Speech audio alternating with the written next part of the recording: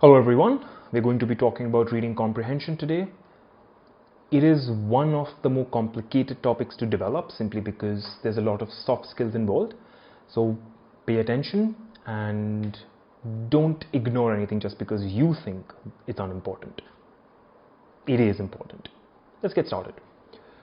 Right, so why don't you just go through this comprehension, see what you can understand from it, try to come up with two things, right?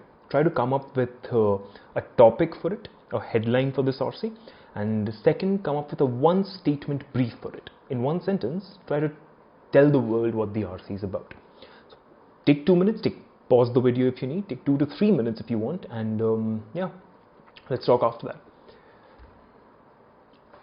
Now, I hope that you've managed to get somewhere close to what this text says. So the topic of the RC is global warming real, and are we even the cause? The idea being that this text is essentially asking two questions. It's not giving us a conclusion, it's only asking a question. We've said forever that greenhouse effect and global warming were all real and we were the cause, but there's no evidence for it. That's what this RC points out throughout. And that's the topic for me. Second, this answer that the RC has somewhere hinted to us becomes the crux of the explanation or the brief, that global warming has not been definitively proven. We're not saying global warming is not real, that's a different conclusion. We're saying global warming has not been proven, and second, we continue and we say that even if we agree that global warming is real, there's no evidence that humans caused it, which is what homogenic means. We still don't know that humans have caused it. So those are two negations that the RC gives us. It does not give us a conclusion, just raises the question and says that the presently given answer is not valid. Yeah. Now, if you can't come to this after spending 2.5 minutes, or maybe maximum 3 minutes with an RC, then it's very difficult for you to get your questions right. You might get a 50% accuracy, 60% accuracy, but you're not going to cross the bridge to a good score. And it does not matter how many questions you practice, it does not matter how many tricks you learn. I know there are some very prevalent trends, there are some acronyms that are used to describe certain tricks. But just ask yourself this one question, it's just common sense. If they worked, why isn't everyone doing well at RCs? Why are your friends struggling with RCs? Why is it such a big deal? Why isn't everyone getting a 40 verbal if the tricks worked? They don't work. And it's common sense. Just closing your eyes is not going to hide you from the world, right? So open your eyes and develop a skill. There's no shortcut. As a great man once said, if a shortcut were really a shortcut, it would be called the path. So stop looking for that. Now, how do we go about an RC, right? How do we build these skills? So what are the skills that we need is the first point here. Basic reading ability, this is a no-brainer. You have to be able to get through a text quick enough, and we'll go deeper into what basic reading ability entails. But let's just get an overview here. There's basic reading ability, there is some prior knowledge.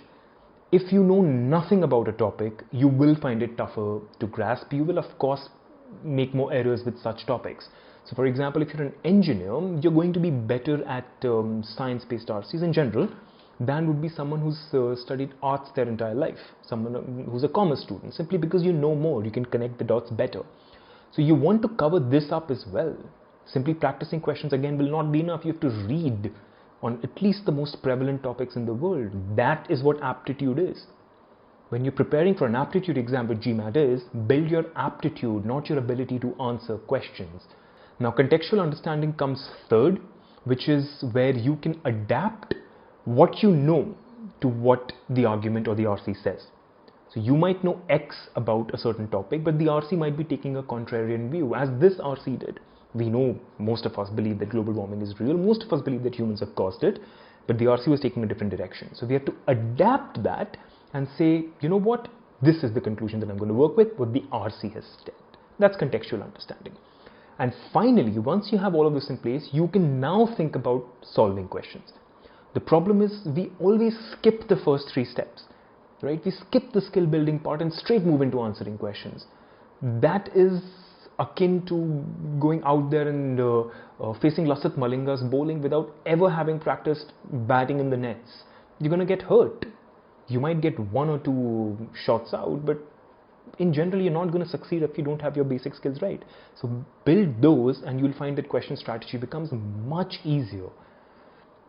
All right, now how does basic reading ability work, right? So there are certain elements that you can work on. It's not just reading books and that would be enough. That would definitely help if you can read an hour or 2 hours every day, tough texts, that will definitely help. But if we want to make it a little more precise, first is, in any sentence, there are keywords. You must remember this even from your 10th standard, right? There are keywords that we want to build on. You want to know what is the crux of that sentence. Not just read it as a whole, but pick up that keyword, right? Now, that keyword is usually going to be the subject, verb, or object of a sentence. This again should be pretty obvious because these three are the most important parts of a sentence. And when you're working on sentence correction, that's what you work on first. So sentence correction, reading comprehension, critical reasoning, they all work in sync here. What you build in SC helps you with critical reasoning and helps you with RC. Same the other way around as well. When you read a lot, you get used to certain languages, certain idioms, and that you can use in sentence correction as well. For example, you become better at picking up contextual understanding through RCs in both CR. So this isn't an isolated topic, right? You become better at identifying subject, verb, and object in sentence correction. That makes you better at SC.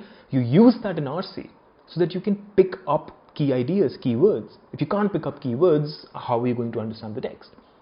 Now, the second step is essentially what we do with CR. If you remember the evaluate video, what we do with critical reasoning again is that we pick up keywords of each sentence, and then we link them up together. Building a logic bridge takes us to a conclusion. That's what we have to do with RCs as well, just across a longer text. There'll be more data given, we have more opportunities to understand.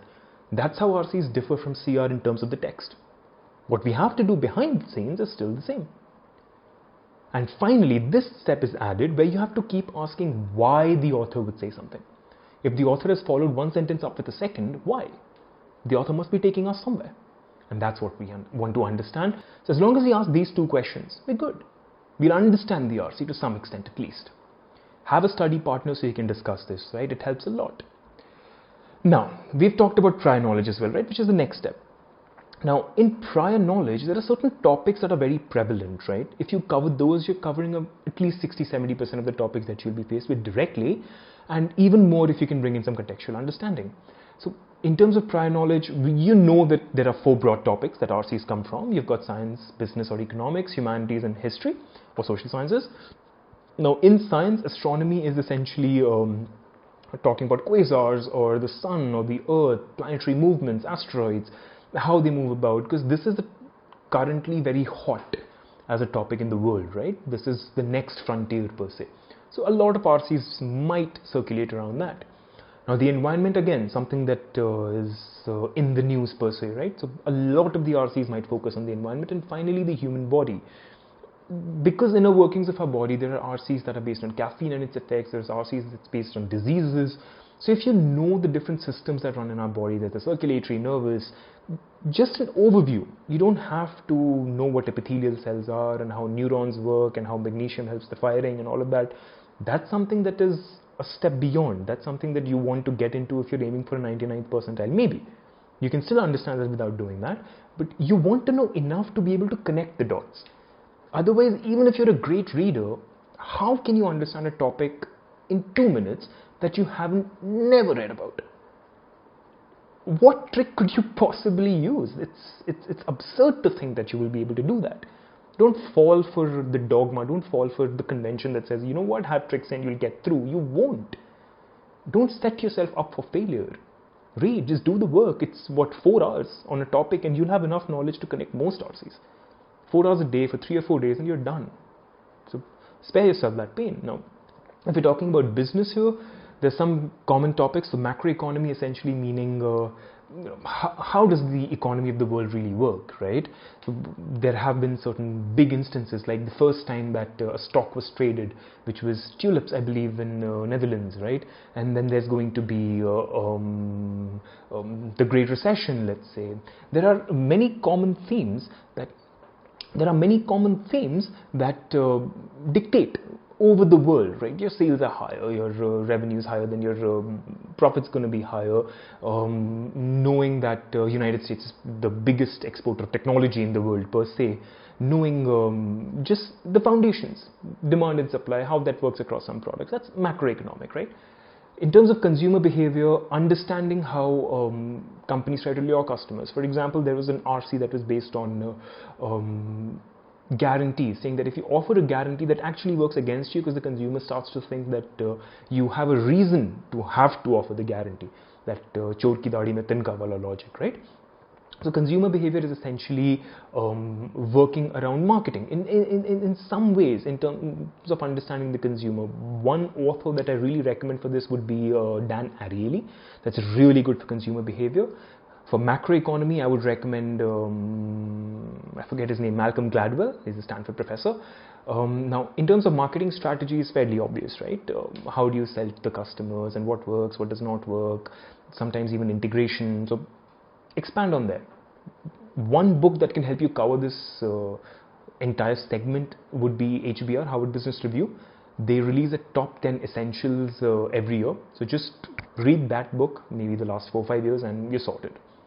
Now, history, the top 25 global movements, of course, as long as you know that, you know broadly what has happened in the world, and most of the RCs would somewhere be around that. You would know of the Egyptian civilization, and you would know about suffrage, and you would know about the slavery. You would cover most of those elements, right? And then we sort of narrow it down with the top 25 American history moments, because this is an exam that's based out of the US, right? The GMAT is a US based company.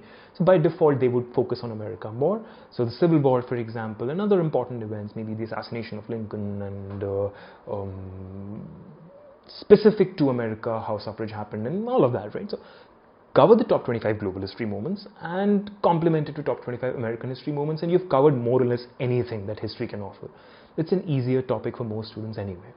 Now, humanities would, of course, feminism, slavery, these are two topics that are, again, in the news at the moment. So obviously, they take the cake. Supplement that with, when I say Victorian, modern and postmodern themes, what I mean is these are eras, right? So this essentially covers you up until late 19th century, right? What this does is, it takes you through themes. For example, there were some authors that worked on romanticism, there were some authors that worked on religion a lot, there were some that have worked on individualism a lot. So different eras have different themes. Just Google it. It's not as complicated as it sounds. Spend 8-10 hours on this, you'll have an understanding and you would know more. Isn't that a good feeling in itself? You'd be able to have a conversation with someone about something that you knew nothing about before that. You become better, you develop a skill. That is aptitude. That is how you become better at the paper. Now, specifically to becoming better at reading comprehensions, right? So we've covered this, right? We've covered basic reading and prior knowledge. Contextual understanding is obviously when you take your basic reading and you go through the RC, you understand where the RC is taking you, then you bring in your prior knowledge so that you can contextualize it now. So if I'm reading about global warming, I'm reading through it and I'm understanding the RCs raising some questions, and I bring in my understanding where I know that greenhouse gases released by the refrigerators or by burning fossil fuels, they heat up the atmosphere through carbon dioxide, and that is why the polar ice caps are melting. That's my prior knowledge helping me. And then I contextualize it and I say, wait, the book is saying all of that is true, but we don't know if they're causing the temperature to rise because it's only been, 30-40 years since we've been observing, and the earth is billions of years, millions of years old. So how do we know that's actually hurting us? That's contextualizing. Taking your basic reading, bringing in your prior knowledge, amalgamating them to finally get to the argument or the RC's conclusion, and that is your conclusion. The RC here says we don't know for sure, that is your conclusion. You don't stick with yours. You don't complement yours with RC's. You complement RC's with yours. That's it. You've understood the text. Now you can answer questions. And let's look at some of those. Right, so the first question, I'm just going to make this a little bigger. The RC you can also bring in on Google if you want. It's from GMAT Club, so they are, what I use. They've always worked, and they're free, of course. So I can trust them. They have nothing to lose or gain by conning me. Right. So one of the most important questions in reading comprehension is the primary purpose question. You're likely to get at least 2 or 3 of those questions in the paper. Now, this essentially is an amalgamation of what we've already done, the topic and the one-word explanation, right? Take these two together, you'll get your primary purpose, right? So let's see. I know that the primary purpose here is to raise a question about whether global warming is indeed real and if we even caused it. So let's read. Whether scientific truths are simply a matter of consensus. It's true, the RC has talked about it, but that's a very small part. In fact, this is something that the RC uses to build towards our conclusion, right? Which is again an amalgamation of the topic and the one-word brief, the one-sentence brief. Determining how well established the greenhouse effect is and to what degree it is worsened by human actions. Perfect. I literally could not make a better option. If this was the paper, I'm picking this and moving on because I don't have time to waste. I'm not going to get a better answer than this. This is exactly what I pointed out.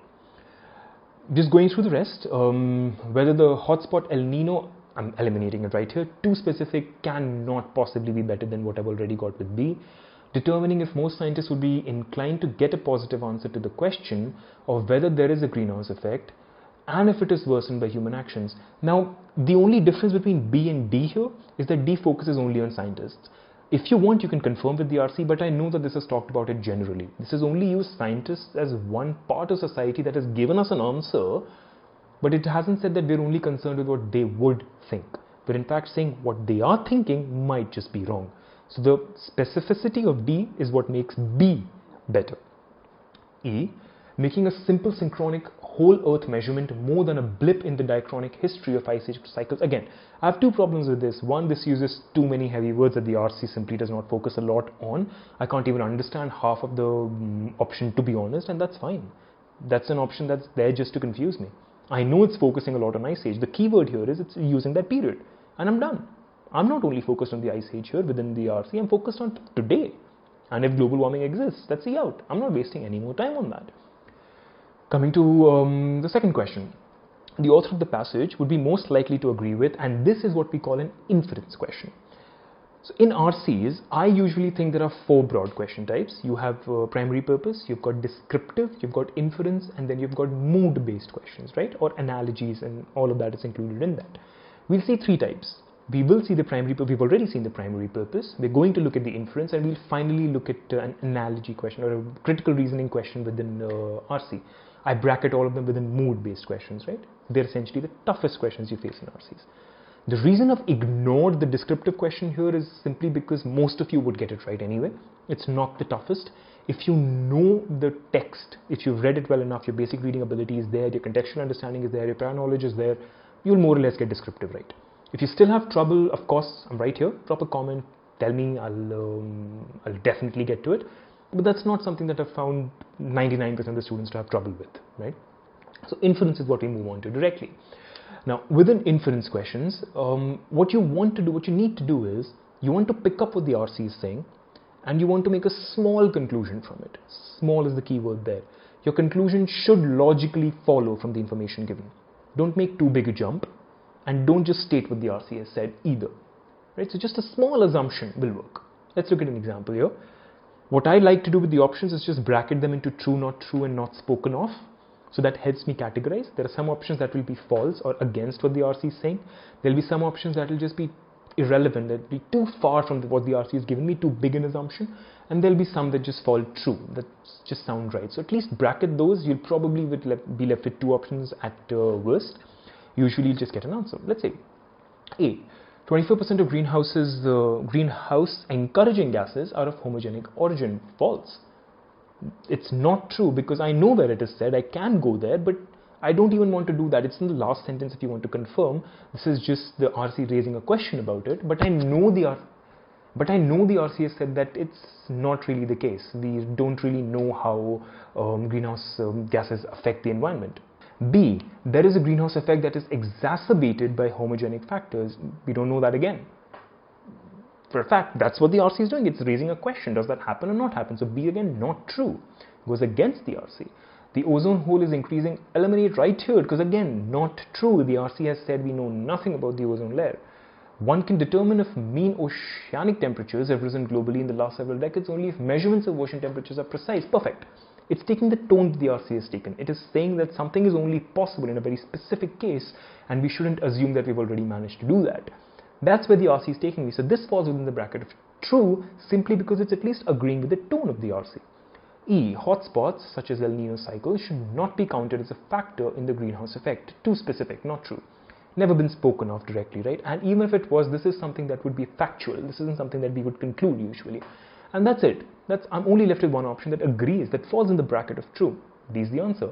Now this is supposed to be a 700 level RC, and I'm telling you, if you understand the RC well enough, this will seem like a 550 if you build your skills. The reason is nobody's building their skills. Focus on that. The third question, this is again an inference question. Now I would want you to try it. Same idea, true, not spoken of, based on what the RC has said. Agreement with the tone, confirm if you need. Take 2 to 3 minutes and pause the video here. Let's get to it then. Right, I hope you got the right answer. Let's look through it. It can be inferred from the passage that A. We cannot be certain that strange weather effects are a result of Earth heating up and an ever-increasing ozone layer. True. I would put it in that bracket at least because it agrees with the tone. The greenhouse effect is the most widely discussed topic in the scientifically informed circles. Too extreme, too specific, never spoken of, eliminated. If the temperature of the oceans has ceased to rise at an ever-increasing rate, then the rate of global warming has increased, never spoken of. First, it just seems illogical to me. Second, never spoken of, eliminated. These strange weather effects have been shown to be due to the diachronic effects of hydrocarbon burning and not to increases in CFC. Too specific again. The argument, the entire RC has raised questions, not given us answers. This claims to be giving us an answer, eliminated. Strange weather effects are caused by the increase in CFC. Again, exactly opposite, and that's it. Ease out as well. We have our answer. That's it. That is inference questions for us, right? As long as we pick the tone of the RC, which will only come when we understand the RC well enough, which will only come when we built up basic skills. Back to this slide. Focus on your basic reading ability, build your prior knowledge. These are two things that nobody is working on. No institute would work on you with this simply because it takes too much time. Now, of course, you have a plan to improve reading comprehension as well. The first thing you want to do is get a study partner, someone to discuss with. Now, in the first couple of weeks, all we're trying to do is build our basic skills. That is the crux that, once again, you've never worked on because you've never been advised. Start doing that now. Read, come up with the topic, come up with the one sentence brief. Start with the simplest of topics. You'll see, all I'm asking you to do here in week 1 and 2 is just build prior knowledge. Just build prior knowledge. When you read an article with your friend, whoever you read your article with, discuss it with them. See what you've picked up, see what they've picked up, and you'll notice the discrepancy. How you're reading, even when you think you're reading it right, is actually flawed. Everyone's is, even mine. It's sometimes because of biases, it's sometimes because we don't have the vocabulary, it's sometimes because we just get tired and start skipping. There's many human reasons for going wrong, and that's okay. But we have to improve that before we can improve our answers. As I always say, you might have the best program, which is your brain, out there, but if you don't give it the right input, it cannot give you the right output. So the first 2 weeks, just building a prior knowledge. Then, finally, in week 3, we're going to start solving questions. This is where we're still coming up with the topic, we're still coming up with the one sentence brief, and then we're going into questions, right? You're usually going to fight primary purpose and descriptive questions here with an odd inference question. Get a perfect accuracy. I've said 80% about here, but get a perfect accuracy because you should not be getting these RCs wrong. An odd question here or there, that's fine, but close to perfection at least. And then move on to good questions, the good RCs, the 700 level RCs. And here you want to get to an 80%. Reading comprehension is an open book exam. There is no reason that you shouldn't do well there. There is absolutely no reason that you shouldn't do well there. And if you're satisfied with getting a 60% in RCs, then you're not going to, most probably not going to do well with the paper because it shows a tendency to be okay with not doing well when you have all the resources available.